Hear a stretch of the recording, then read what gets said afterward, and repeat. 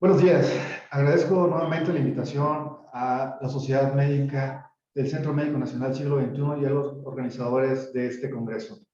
En continuación con la plática anterior, seguiremos hablando de la evaluación integral del embarazo. En este caso, pasaremos al segundo trimestre.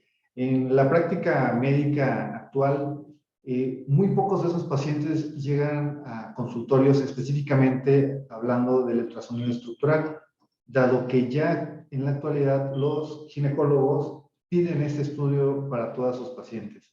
No es un embarazo, no es un estudio de embarazo que normalmente estemos habituados a utilizar, dado que ellos han creado un protocolo específico para ese tipo de pacientes.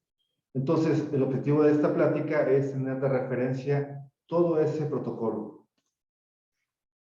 Para empezar, ¿cuándo debemos de realizar este estudio?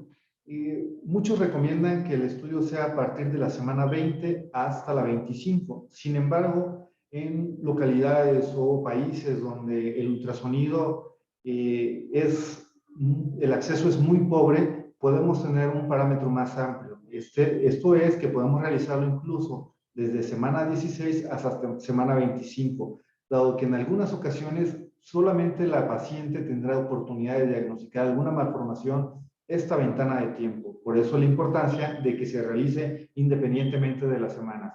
De preferencia, como habíamos comentado, que sea entre semana 18 a la 22.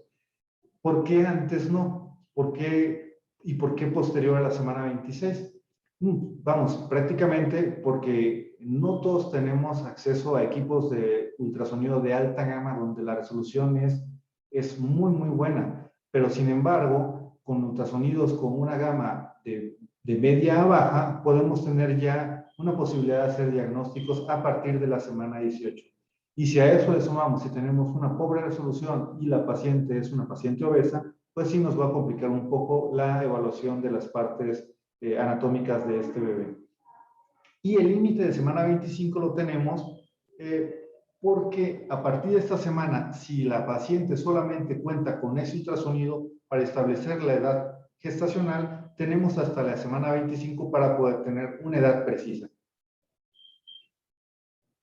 Entonces, como criterios para saber si estamos en lo correcto, la circunferencia cefálica y la longitud femoral deben concordar entre la semana 14 a la 24.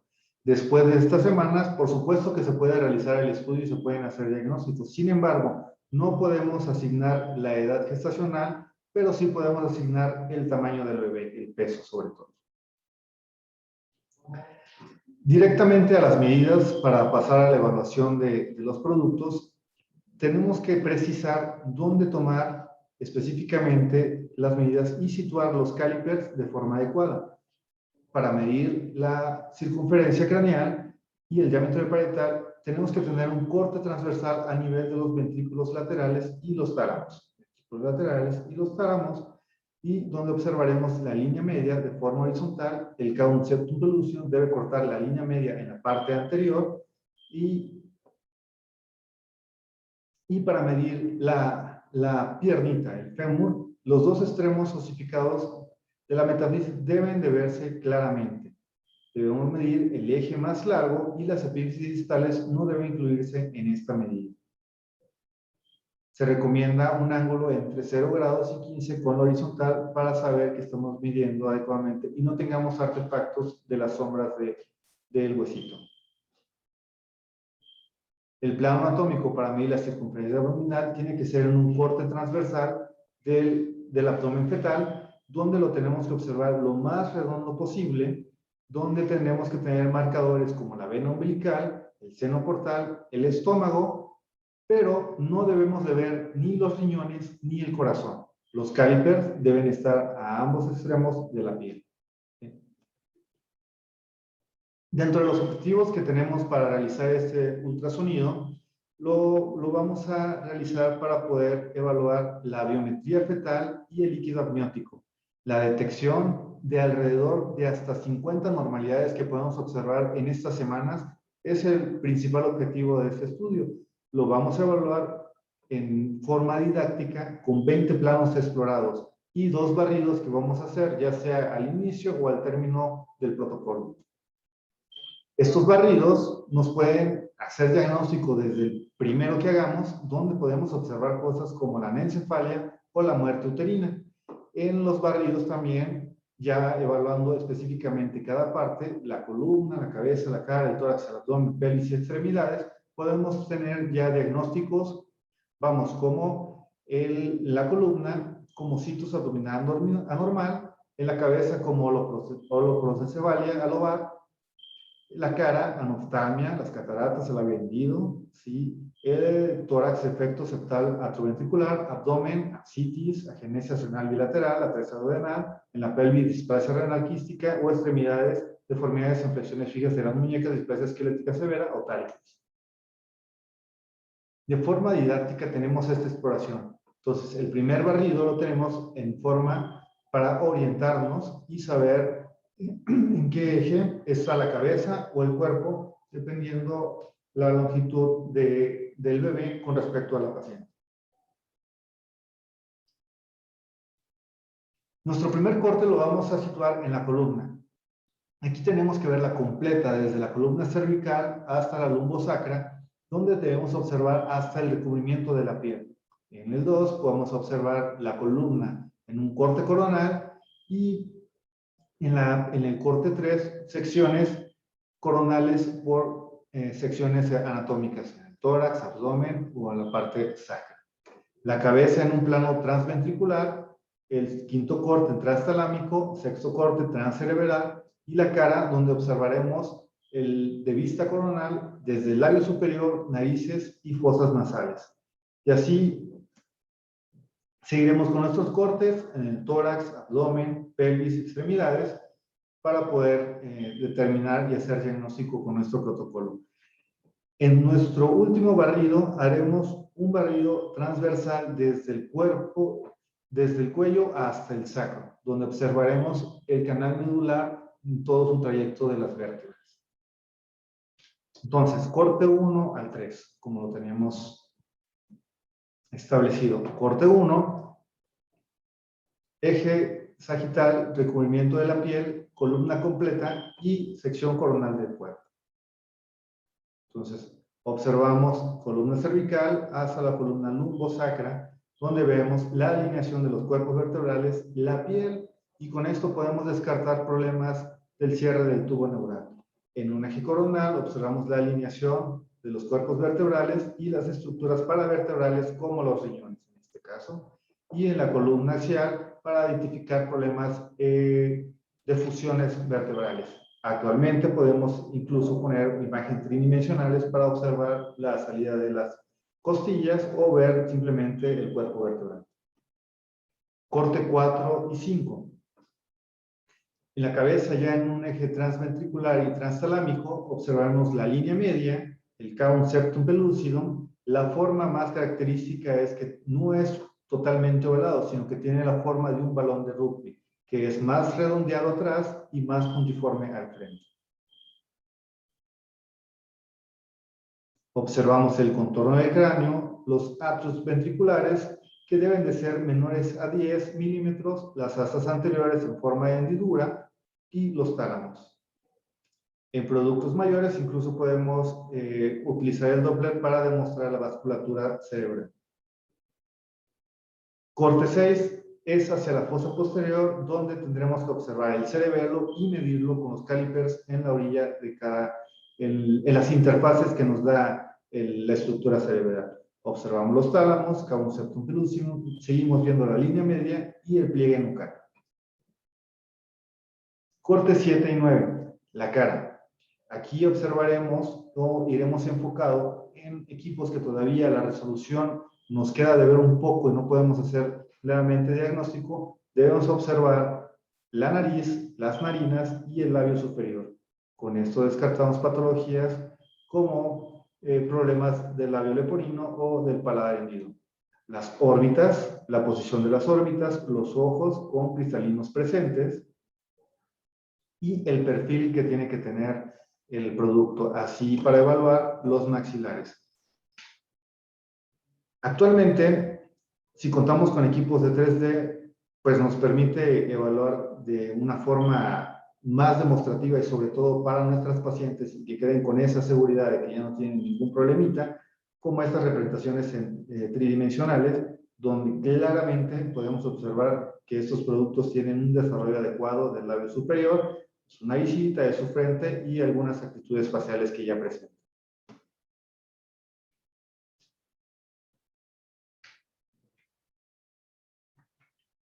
El perfil de la carita, la boquita, la nariz, el labio superior.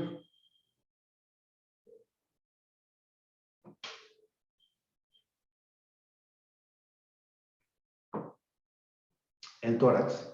En el tórax veremos los pulmones en una posición que son en nuestra exploración el número 10, el 11 y 13, 11 y 12,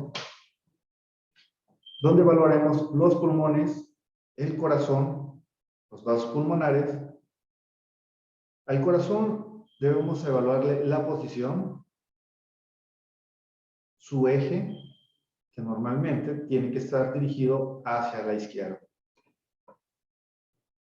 La aorta, los ventrículos y aurículas, la válvula tricuspide, foramen oval y la banda moderadora.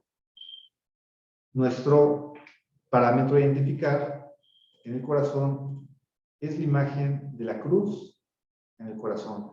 Una vez identificando ese signo de la cruz en el corazón, podemos descartar algún problema anatómico de este producto.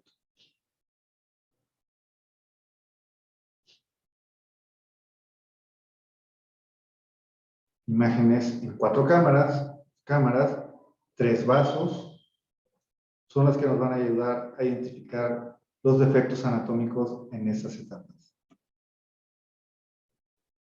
En el corte 14, que está dirigido al abdomen, veremos un segmento, bueno, más bien los parámetros que nos van a ayudar a definir la medida. El segmento corto de la vena umbilical, una sola burbuja que debe estar hacia la izquierda, que es el estómago, la ecotextura que tiene que ser homogénea y la vesícula biliar hacia el lado derecho. La inserción del cordón en el corte 15 lo tenemos que hacer en un abordaje transversal de superior a inferior, donde lo debemos observar superior a la vejiga y nos ayuda a colocar el Doppler color para poder descartar patologías como gastrosquilitis y onfalocele.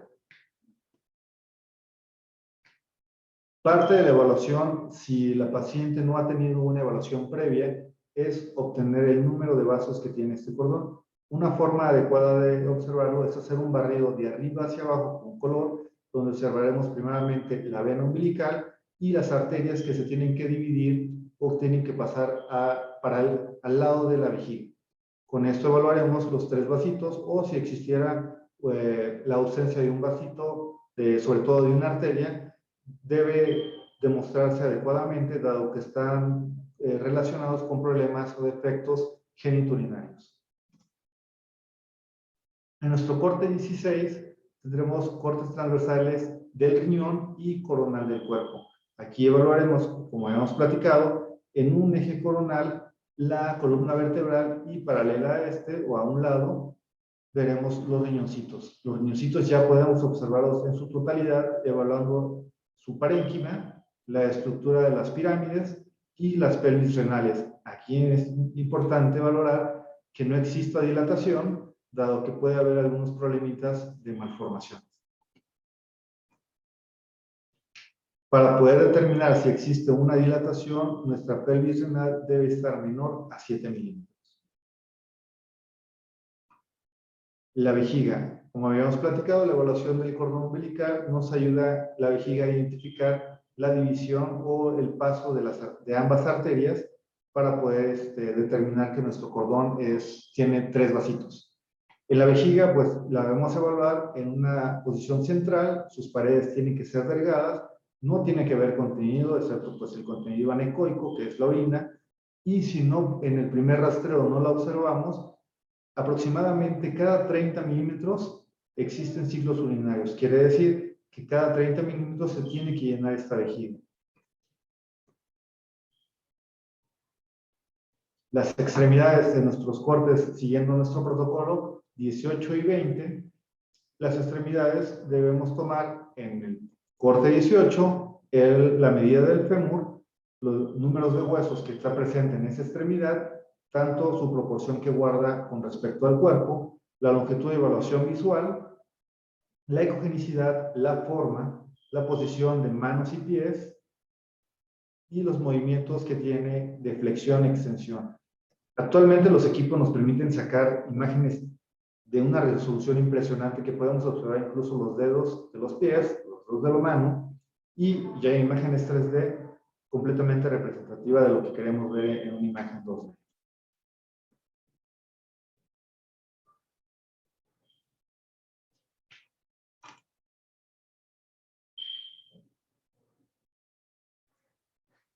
Corte 18, genitales. Esto es un punto que desde antes de que iniciemos el estudio de ultrasonido, los papás ya nos están preguntando, ¿qué es, doctor? ¿Qué es? Muchas veces se puede hacer con claridad, desde la semana 12 podemos observar ya los genitales. Sin embargo, es cuando más errores tenemos en el diagnóstico, por así decirlo, en el diagnóstico de esos genitales, ¿no? De decir si es niño o niña, y ya estos papás ya compraron todo para un niño y resulta que al final fue una niña, ¿no? En la actualidad los equipos nos permiten tener imágenes que es muy difícil equivocarnos. Podemos tener, en algunas ocasiones hablaban del signo de la hamburguesa, pero yo creo que actualmente podemos describir completamente una vulva femenina, ¿sí? Y con las reconstrucciones tridimensionales, pues no nos queda duda de la representación. En el caso de los hombres, la imagen de la tortuga, actualmente se puede ver específicamente los testículos, el pene, y con la reconstrucción tridimensional lo vemos claramente. Con esto le podemos decir a los papás que ya pueden pintar su cuarto o incluso comprar la ropita del color que deseen. Continuando con esta evaluación, el líquido amniótico es importante evaluarlo. Actualmente se mide la máxima columna vertical, sin embargo, muchas veces en nuestro entrenamiento se nos indicaba que tenemos que medirlo con el índice del líquido amniótico, que va a estar entre 5 y 24, pero tomamos de referencia la máxima columna vertical entre 2 a 8 centímetros. Sin embargo, esto lo tenemos que valorar dependiendo del percentil y la semana en lo que lo estemos evaluando. La placenta, a partir de esta semana podemos ya evaluar la posición de la placenta. La podemos ver desde semanas anteriores, sin embargo, como existen movimientos todavía y acomodación de esta, a partir de esa semana y hasta la semana 24 es cuando podemos ya hacer diagnósticos de la inserción de la placenta, inserción baja. Aquí a la placenta le vamos a evaluar el tamaño, la textura y obviamente la localización, así como la implantación del cordón umbilical. Gracias.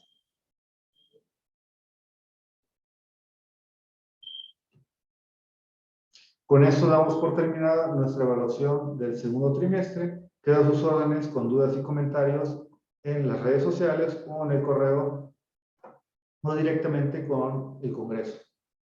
Hasta luego.